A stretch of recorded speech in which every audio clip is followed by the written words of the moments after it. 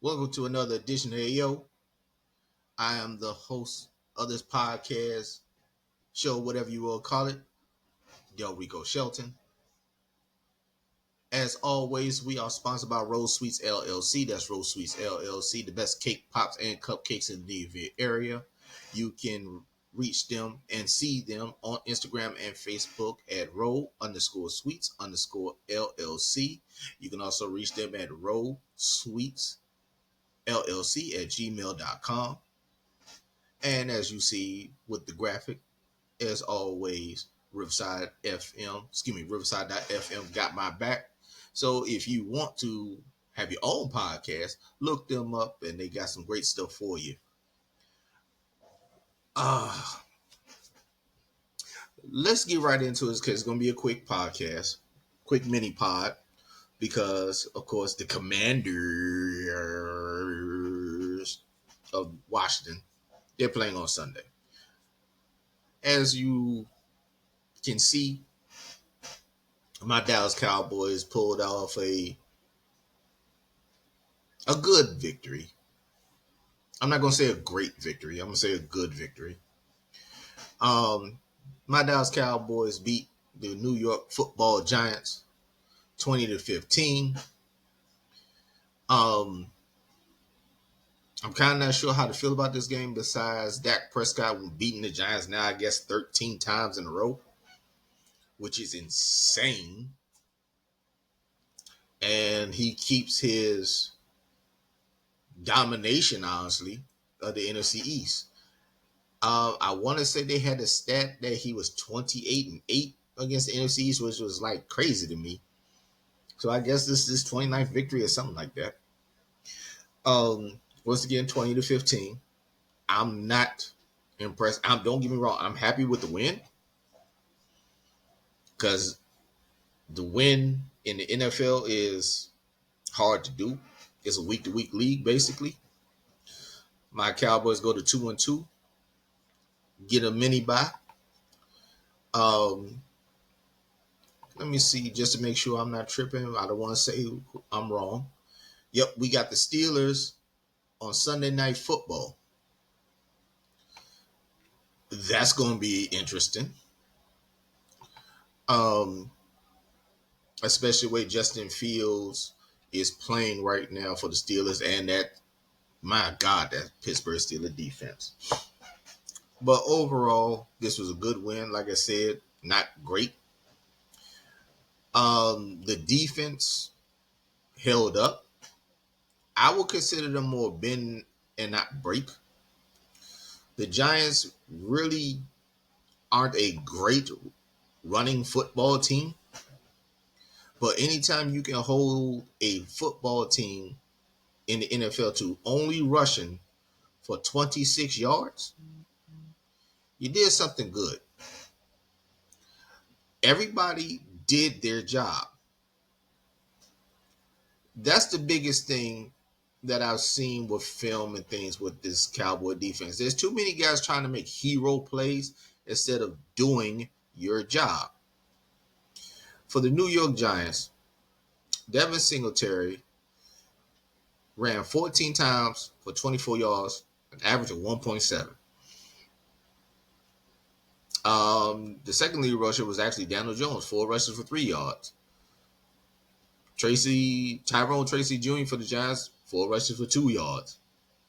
Eric Gray, 1 for 1.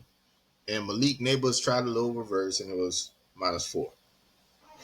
I actually think Malik Neighbors was trying to throw the ball. And he just ate it, which is smart on him. And speaking of Malik Neighbors, before I get in my Cowboys, he left the game with a concussion. But boy, dude, the Giants got something special with him. I'm telling you, Malik Neighbors had 12 catches for 115 yards. He was targeted 15 times. Daniel Jones knew where his bread was buttered. Wandale Robinson, who was very, very shifty, he caught 11 passes from Daniel Jones for 71 yards. And Darius Slayton, 3 for 56, the longtime Giant. I'm just going to give you those real quick. Daniel Jones did not play a bad game. He was efficient. Daniel Jones was 29 for 40 for 281 yards. His average completion was for 7 yards. He did throw a pick, but I'm not counting that against him because it was at the end of the game. You're doing a Hail Mary situation when you got no timeouts. So I'm not going to fault him for that. He was sacked only one time. Passer rating was 81.4. And like I said, that's basically because of that pick. Now, on the flip side with the Dallas offense, right? We finally got CD going somewhat. CD Lamb, 7 catches for 98 yards, an average completion, average catch completion of 14 yards. He had 1 touchdown. Well, I don't know what the Giant safety was doing. He just, I don't know. It was a bad angle. CD caught and broke out. And then he got a unsportsmanlike penalty. Which, by the way, this was a very sloppy game on both sides, especially with Dallas, in my opinion. Too many penalties. Guyton is getting beat. Our rookie left tackle. It seems like every week, there's 4 weeks now. If you can get an inside move on him, you got to beat that Dak Prescott. But let me continue with some of the stats. Jake Ferguson, welcome back. 7 catches, 49 yards. Jason Tolbert, who I'm starting to like, except he do some bonehead things when it comes to penalties too. 3 for 24. Brandon Cooks, 1 for 16. We need Brandon Cooks to be that number 2. If not, this is going to be a very long season.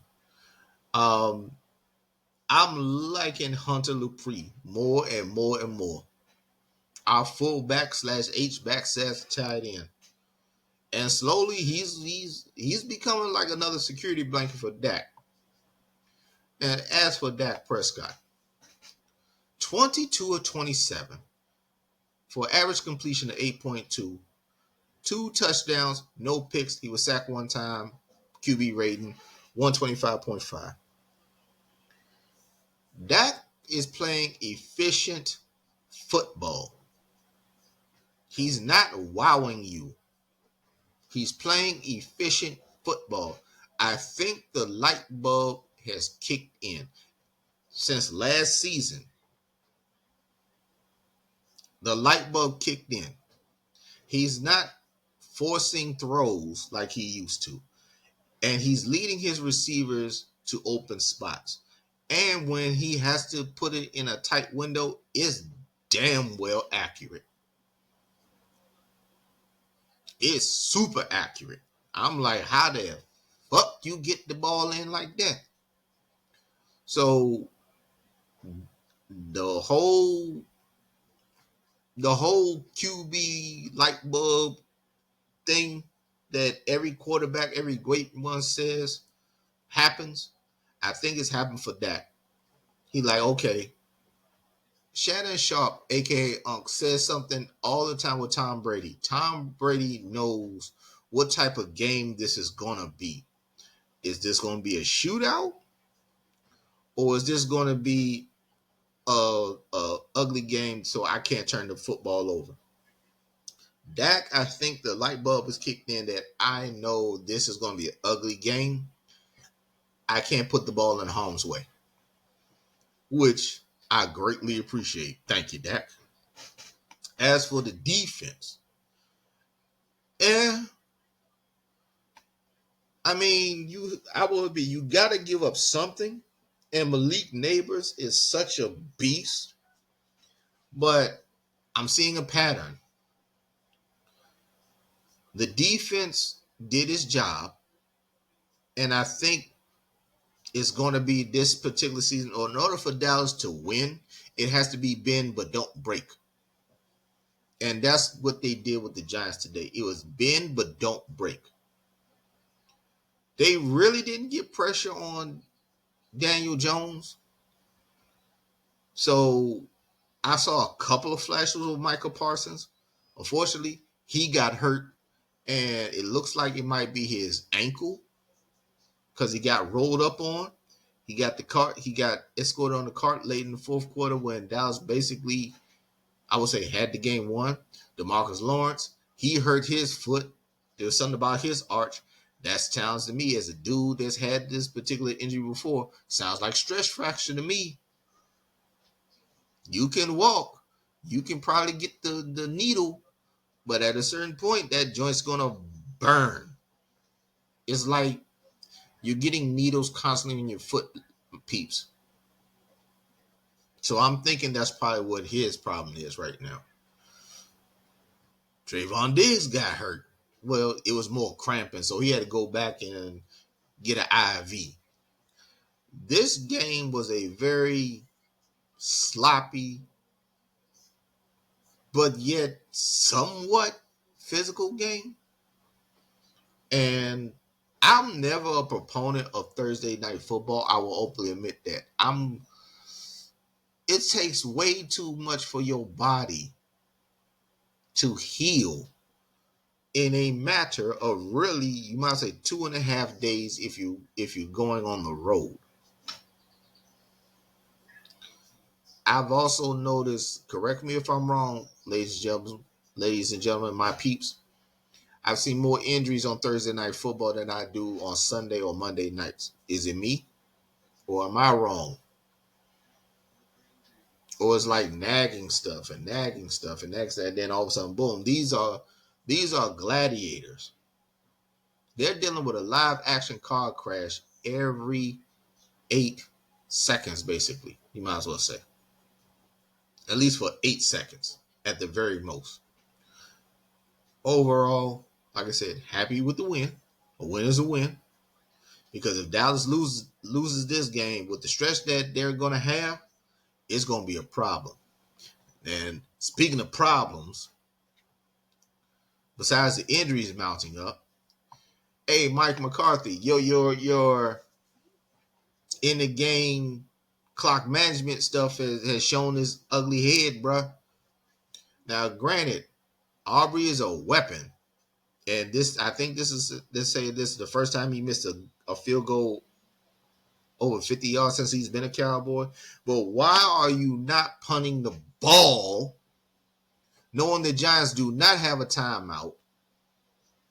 You gave them a decent field position.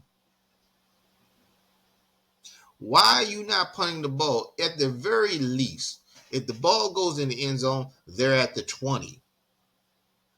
They got to go 80 yards in basically 30 seconds. Side note, hey, Malik Hooker, our, our Dallas Cowboys strong safety, even though, they alternate. How about you not try to go for that ball, that pick? If you don't know, basically it's a sub-prevent defense.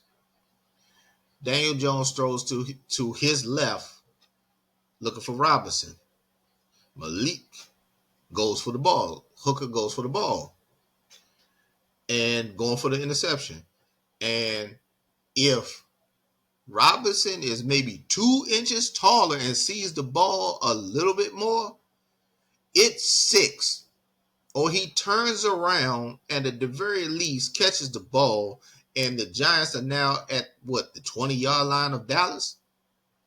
Sometimes you can't go for stuff, man. Knock the ball down. That's your job. Again, that hero ball shit, it almost cost them. It almost cost them. We're talking this much. I believe the ball actually hit Robinson's finger. But let me break down why this game is so important for Dallas to win. All right. Again, at the Steelers, at home against the Lions, at San Francisco. Even though San Francisco's injuries are mounting up themselves, I think it might be over after this season. Then the improved Atlanta Falcons. Then against the Eagles.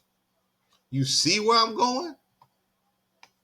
Then the Texans, and then of course, the Washington Commanders. We'll deal with them later.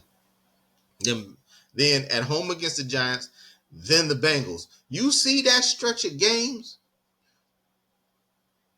I said Dallas has the potential before the season to be basically 12-5. At the at the if everything goes right.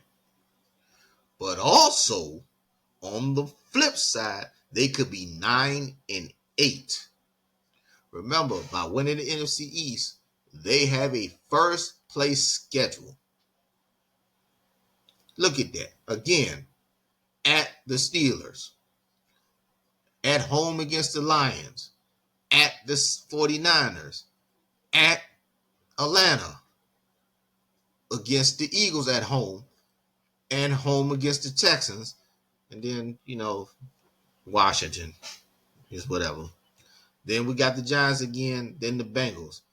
These games could easily be a split. Then you got Carolina, then Tampa Bay, which does not look like it's an easy win. Then the Eagles at Philly, and then last game of the season at home against Washington. You, this game was more important than everybody thinks, mainly because of this hellified schedule. But I'm scared for Micah. I'm scared for DeMarcus Lawrence because thank goodness it's a mini bye. So if it's just a sprained ankle or something, maybe Micah's cool. DeMarcus Lawrence with that foot, I'm not sure. But I will give some props to one person that I'm loving every time I see him on the field and looking at film. DeMarvion Overshown. Our third round pick from last season's draft that busted his ACL so he couldn't be in the season last year. This young man was all over the field. He had 8 tackles, 6 of them solo, and 1 pass defense. He's flashing. Now, I think he needs some to eat some collard greens and some neck bones and stuff. You know what I mean? Because they say he's 220 pounds. It don't look it to me. I'll give him 210. You know what I mean? But Youngin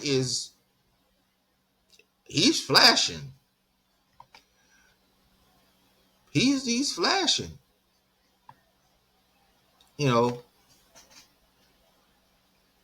Now, what I will say, Jordan Lewis made a good pass defense. And Booth, the rookie who started, who got benched in the second half because he was getting torched. Malik Neighbors was having him for lunch like, as Shaq would say, barbecue chicken. Then Dallas settled down, but overall, good win by my Dallas Cowboys. I don't really have anything to say to really write home about this game besides Dak Prescott's efficiency. In 10 days against Pittsburgh, Lord knows we need him to be efficient. Hey, Mike Zimmer, you got to figure out some way to dial some pressure, bro. Because this ain't it right now. Micah needs to move all over the line. You need to move DeMarcus Lawrence. I understand today's game was short, and the game plan probably was bend but don't break. But we need something. And as for the Cowboy running game, I forgot about to mention that. Only 80 yards as a team. Only 80 yards. Now, Zeke ran 5 times for 19 yards, 3.8 a pop. Hunter Lepre, 2 carries for 8 yards, a big fourth down conversion, average of 4. CD Lamb ran 3 times for 8 yards. And one of them I was getting pissed because it was like everybody saw that reverse coming, Mike McCarthy. Everybody saw that one coming. Rico Dowdell, 11 carries, 46 yards, 4.2 a pop. I'm not mad at Rico Dowdell. I think if you give him 15 carries, I think we're cool. Let Zeke and Hunter be the two guys that do the short yardage. But overall, Guyton, for those that don't know, number 60, our rookie left tackle, boy, you going to get that killed, man, because you keep biting on inside moves. And way too many holding calls. Way too many. Dallas in penalties is killing us, man. Let me see if I can find real quick, the team stats real quick when it comes to penalties before I get up out of here.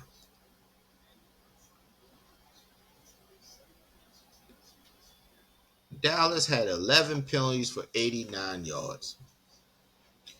The Giants had 4 for 35.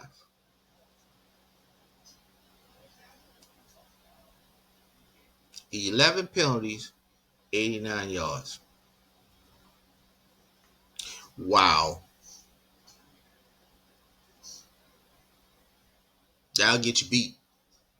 That stops drives. And once again, gets you beat.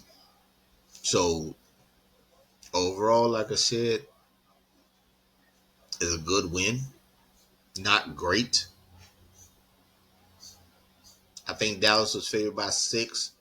So those that, deal with Vegas, probably y'all a little bit happy. Ooh, excuse me. I didn't mean to yawn on camera, but it's late. And I gotta get up and do the normal job. So I'm about to be out. Once again, Dallas Cowboys with a good win. Not great. Things to work on. Defense definitely need work on. Need that running game. Gotta figure out a number 2 wide receiver. Overall, Dallas can probably squeak in the playoffs. But I can also see this joint going rock bottom real fast. The eye test said to me, honestly, talent-wise, the Giants are pretty even with Dallas. Surprisingly, you play down to your competition. Fix this, Jerry.